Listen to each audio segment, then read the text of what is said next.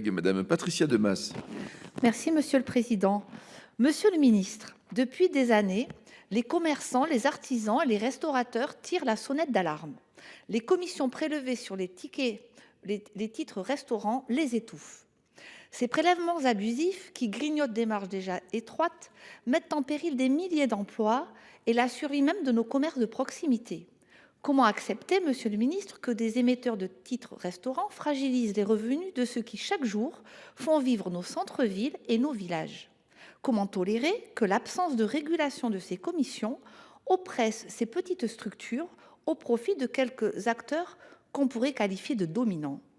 Fin 2025, vous le savez, les organisations professionnelles ont une nouvelle fois sonné la sonnette d'alarme pour stopper cette spirale abusive des commissions.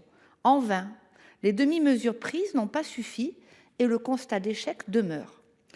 Monsieur le ministre, j'en appelle à votre bon sens. J'en appelle à votre expérience réussie d'élu local.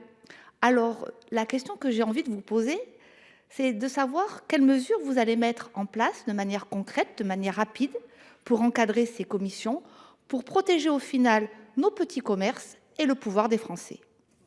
Merci, Monsieur le Ministre. Merci, Monsieur le Président. Merci, Madame la sénatrice Patricia Demas, pour votre question et votre référence à mon parcours. Merci.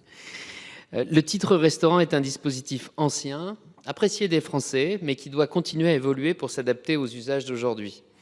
Depuis la crise sanitaire, les salariés peuvent l'utiliser pour acheter des produits alimentaires non directement consommables, comme les pâtes ou le riz.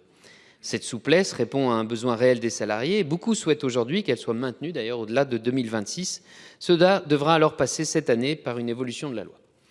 Mais ce texte législatif serait aussi l'occasion, comme vous le proposez, de moderniser le dispositif et de rendre le système plus équilibré.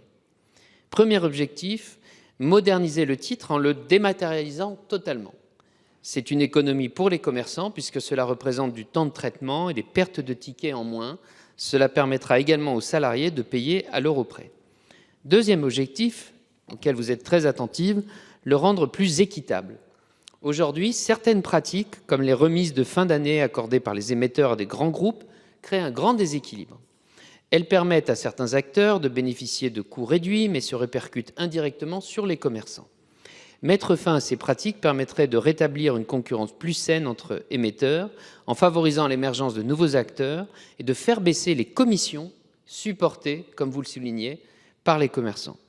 Le gouvernement sera donc favorable à leur interdiction dans le cadre de l'examen du texte que nous aurons à voir pour la prolongation en 2027 des titres restaurants. Merci pour 35 secondes, chers collègues. Eh bien, Monsieur le Ministre, je vous remercie pour ces explications qui éclairent le sujet de manière favorable. Parce qu'au final, on est quand même face à un paradoxe avec des mesures de l'État, du gouvernement, qui favorisent les exonérations fiscales, les exonérations sociales en faveur des salariés et des petits commerces. Et puis, de l'autre côté, on a quand même des commissions qui sont carnivores et qui mangent, entre guillemets, l'oxygène de ces petits commerces qui font vivre nos territoires, pas que les villes, les territoires ruraux aussi, où le commerce est difficile à maintenir de manière stable. Donc j'entends ces mesures innovantes, facilitant le travail des commerçants, mais surtout garantissant le pouvoir d'achat des Français qu'ils méritent. Merci beaucoup et on compte sur vous.